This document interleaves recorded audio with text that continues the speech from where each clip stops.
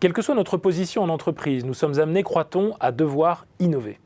Et chacune et chacun d'espérer un jour être qualifié d'innovateur au point que le contraire pourrait possiblement nous vexer.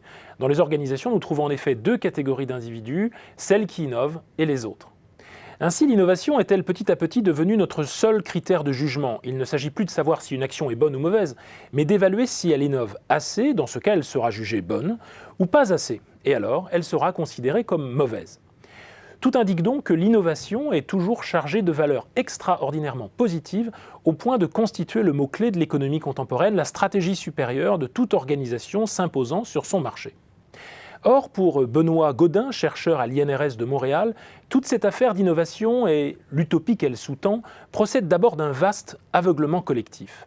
Dans son livre Innovation Contested, que l'on pourrait traduire par litigieuse innovation, il montre deux choses.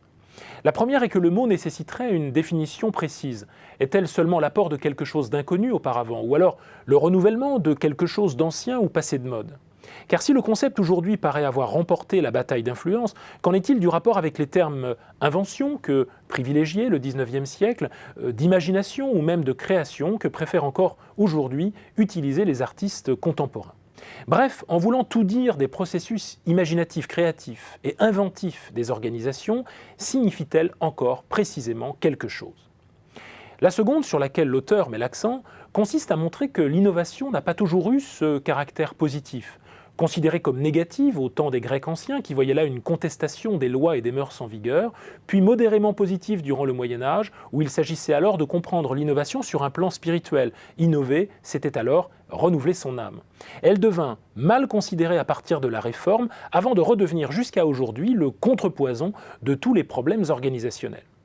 Gaudin prend d'ailleurs l'exemple de Machiavel. Selon le grand penseur italien, le monde, en effet, n'a pas besoin d'innovation pour changer, car il change tout le temps sans l'aide de quiconque. C'est pourquoi, selon lui, l'innovation a en fait pour rôle de donner une stabilité au pouvoir. C'est là tout le contraire de ce qu'on imagine être l'innovation. Le monde est stable et les organisations trop rigides, il faut donc les bousculer en innovant.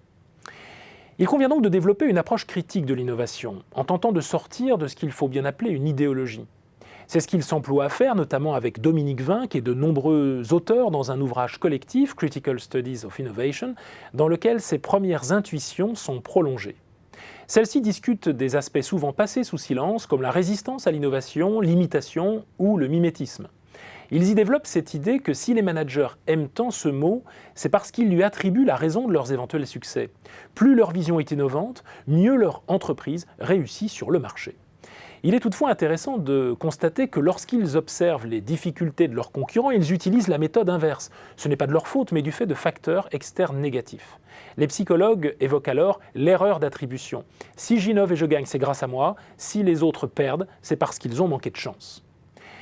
Face au discours convenu entendu un peu partout, donnons pour conclure raison aux auteurs de ces deux livres. L'heure d'une mise à distance critique de ce concept ambigu et plurivoque qu'est l'innovation a bel et bien sonné.